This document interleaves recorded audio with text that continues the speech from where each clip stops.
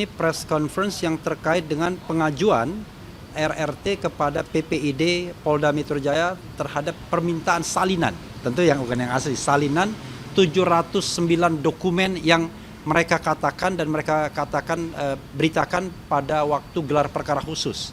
Bahwa katanya mereka sudah menyertakan 709 dokumen. Tetapi daftarnya paling tidak ada 505 yang dari UGM yang banyak dihitamkan. Oke, saya mau membacakan suratnya. Nanti lebih lanjut teman saya ya, rekan penasihat hukum Al-Kathiri yang akan menyampaikan hal-hal yang merupakan tambahan, dan nanti saya akan memperlihatkan daftar dari UGM-nya yang dihitamkan semua, alias bahwa dokumen itu tidak diberikan kepada kita. Oke, ini yang saya mau bacakan ya. Suratnya tertanggal 2 Februari 2026 kepada yang terhormat pejabat pengelola informasi dan dokumentasi Kepolisian Daerah Polda Metro Jaya, atau kita biasa menyingkatnya PPID ya, Jalan Jenderal Sudirman dan seterusnya, Jakarta. Dengan hormat, kami kuasa hukum yang tergabung dalam tim hukum Barisan Pembela Roy Suryo Rismon Sianipar T. Fauzia Tiasuma dalam kurung Bala RRT yang beralamat di Golden Centrum dan seterusnya, berdasarkan surat kuasa khusus tertanggal 27 Januari 2026 terlampir yang bertanda tangan di bawah ini Dr. Andes Abdullah Al-Kathiri SH MBA, kami serahkan pada satu orang untuk berkorespondensi, tetapi ini atas nama Bala RRT.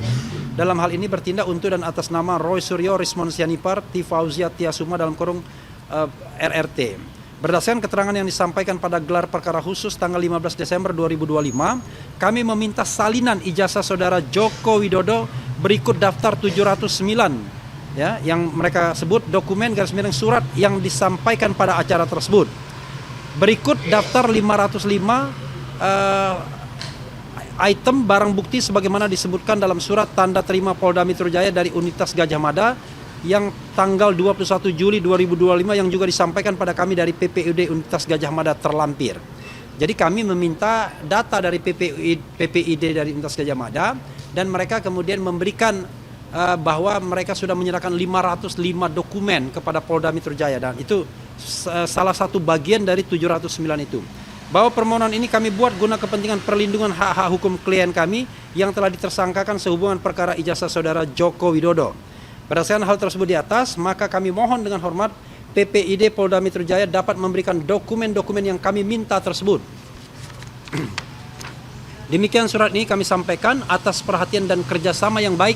Kami sampaikan terima kasih. Hormat kami, pemohon informasi kuasa hukum Bala RRT Dr. Andes Abdullah Al-Kathiri SH MBA, dan kemudian juga ditembuskan kepada Presiden Republik Indonesia Bapak Prabowo Subianto, Komisi 3 DPR RI, Kepala Kepolisian Republik Indonesia dalam kurung Kapolri, Kepala Kepolisian Daerah Polda Metro Jaya, Ketua Komisioner Komisi Informasi Pusat RI, dan Arsip.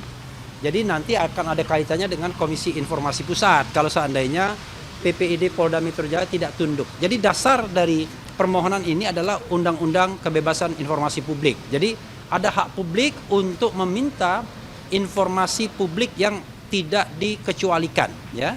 Jadi kalau dikecualikan, ditutup misalnya, itu boleh. Tetapi kalau itu informasi umum, apalagi ini terkait dengan barang bukti atau alat bukti yang bisa menersangkakan orang, maka tentu justified untuk meminta sebenarnya barang bukti apa sih yang sudah diberikan yang menyebabkan Roy Rismon Tiva ini kemudian ditersangkakan.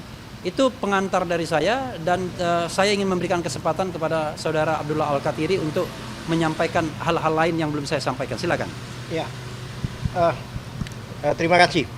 Tadi sudah dibacakan bahwa 709 dokumen atau surat yang dikatakan oleh Bang Refli tadi itu adalah kami dapatkan dari gelar perkara.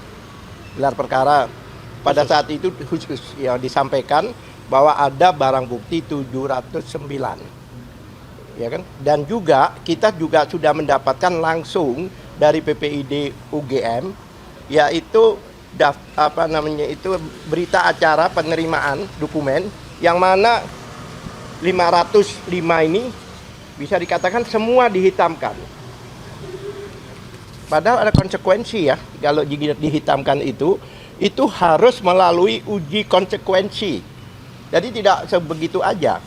Apakah ini dalam penghitaman ini sudah diuji konsekuensi apa belum? Nah, karena itu sudah disampaikan ke penyidik Polda Metro Jaya Nih, ini. saya sambil buka lembarannya ya. Boleh. Nih, silakan teruskan. Iya, ya coba lihat ini, dihitamkan semua.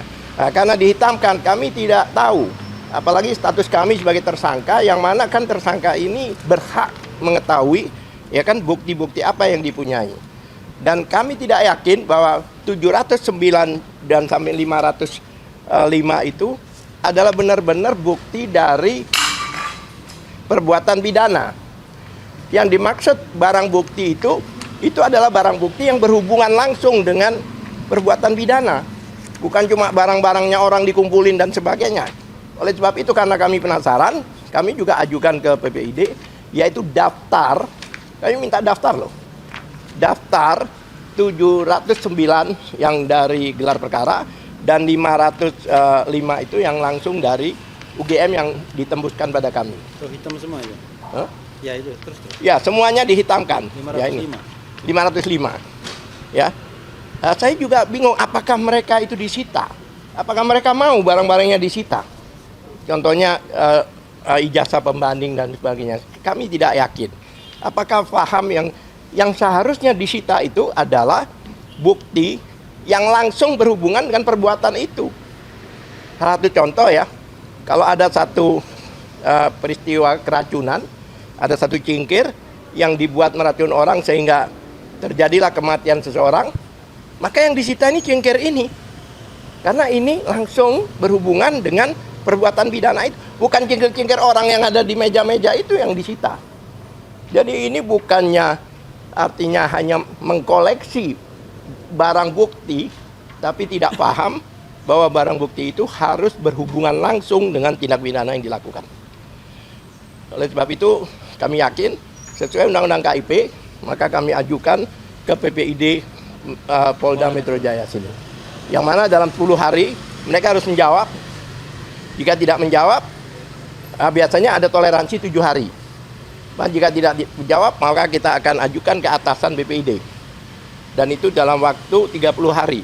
Jika tetap tidak dijawab, terpaksa kami ajukan permohonan sengketa di KIP. Atau biasa permohonan, kalau orang awam bilang gugatan ya kan, ke KIP. Karena KIP pasti mempertanyakan apakah yang dihitam-hitam ini memang sudah melalui uji konsekuensi. Uji konsekuensi itu bukan katanya, tapi harus sesuai dengan ketentuan undang-undang, khususnya undang-undang KIP, yaitu Undang-Undang Nomor 14 2008. Itu saya sampaikan. Barangkali ada pertanyaan? Ya, saya tambahkan sedikit. Jadi kawan-kawan semua ya, biar tidak misleading, sesungguhnya kasus ini adalah kasus yang menersangkakan Roy Rismond dan Tifa. Maka sesungguhnya kan yang harus dicari barang bukti dan kemudian jadi alat buktinya adalah apakah kemudian RRT, Roy Rismond Tifa, itu betul-betul melakukan sebuah tindak pidana, dugaan tindak pidana sebagaimana disangkakan kepada mereka. Tindak pidana fitnah, tindak pidana pencemaran nama baik, tindak pidana ujaran kebencian, tindak pidana mengedit dokumen dan merusak dokumen publik, tindak pidana membuat dokumen yang tidak otentik menjadi otentik. Tetapi ini bukan sidang pembuktian ijazah sesungguhnya. Nah, kami khawatir jangan-jangan 709 itu nggak ada kaitannya dengan RRT, tetapi so-called ingin membuktikan bahwa ijazah Jokowi asli. Kalau itu masalahnya, ya harusnya dia datang ke CLS, Citizen Lawsuit, bawa semua bukti bahwa ijazah itu asli. Nah, ini kan aneh, mereka menunggu sidang pidana, tetapi sidang pembuktian yang sudah running, berjalan, tidak mereka ikuti. Padahal katanya kalau dipanggil pengadilan mereka akan datang. Nah, ini bentuk tidak konsekuennya Jokowi ya dalam membuktikan bahwa dia memang memiliki dokumen atau ijazah asli.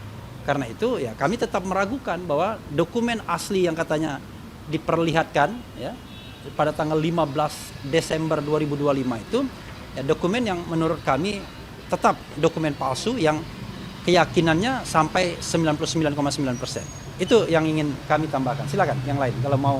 Rekan Ramdan ke sini enggak apa-apa. Stay updated. Info terkini masih banyak. Jangan lupa subscribe, like, dan share YouTube official OKZone. Dan selengkapnya ada di okezone.com.